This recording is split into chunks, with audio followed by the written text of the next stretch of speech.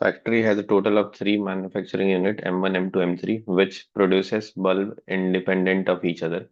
The units M1, M2, M3 produce bulbs in the proportion of 2:1. तो मान लेते हैं कि probability that bulb is produced in M1 and produced in M2 और produced in M3, इसकी जो ratio है वो कितनी है? 2:1 है। क्योंकि अगर बल्ब प्रोड्यूस्ड इस रेशियो में होंगे तो उनकी प्रोबेबिलिटी भी इसी रेशियो में होगी, 2:1।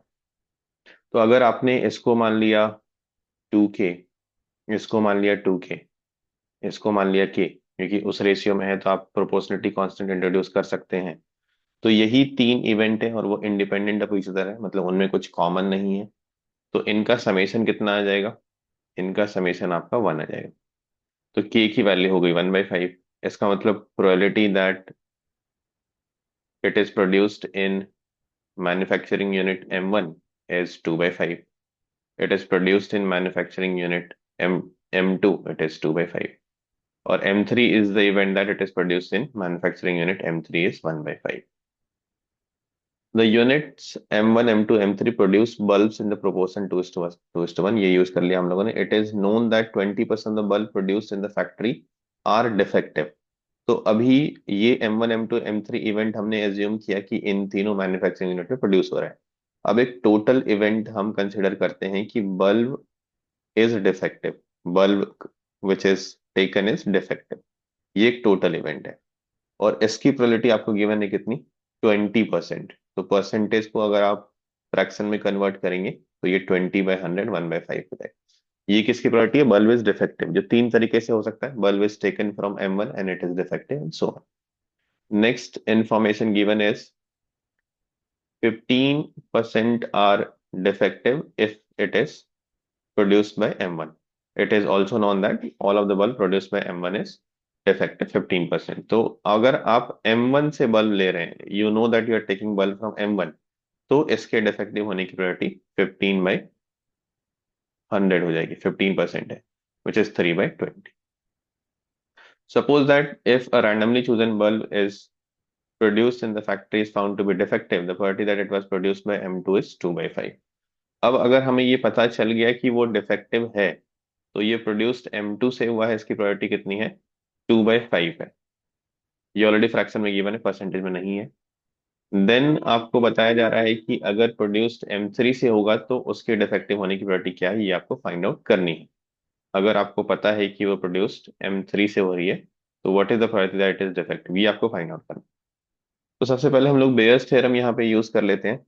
Bears theorem is P(m2/e)। इसको आप कंडीशनल प्रोबेबिलिटी की नजर से भी देख सकते हैं कि P(a/b) is P(a)(b) divide by P(b). तो P(b) जो डिनोमिनेटर है उसकी प्रोबेबिलिटी तो आपको गिवन है 1/5, तो डिनोमिनेटर हो गया 1/5। P(m2 डिवाइड बाई e) मतलब probability that a bulb is defective when it is produced by M2 is 2/5। तो ये 2/5 है, इसकी वैल्यू हम 2/5 लिख देते हैं। यहाँ पे ये क्या होगा? M2 इंटरसेक्शन E, मतलब वो M2 से भी प्रोड्यूस हो रहा है और वो डिफेक्टिव भी होगा जब वो M2 से प्रोड्यूस हो रहा है।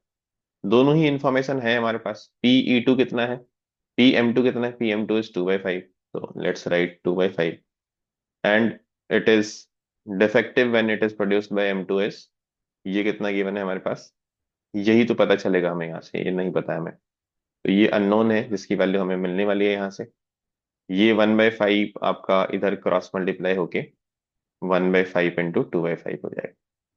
2/5 दोनों तरफ से कैंसिल कर दीजिए, you immediately get the value of Pe/M2 is equal to 1/5। अब आपको क्या फाइंड आउट करना है?